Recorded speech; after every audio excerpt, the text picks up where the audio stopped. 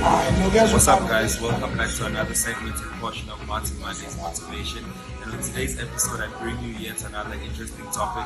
And on today's topic, I want to actually obviously focus on embracing the losses, embracing loss as an individual and as a person. And I do think that in most cases, we look at loss as a part of our life that takes away from us. But even as it does take away from us, there's actually a lot that we can learn in the process of losing, because it is only after we lose that we realize how much that we do have, or rather how much we had. And also it's at a point of losing where you realize the strength and the power that you do have. So I want to encourage someone who's saying that I've been losing for all my life, I've been losing for all week, I've been losing for the whole year, I've been losing for all this season.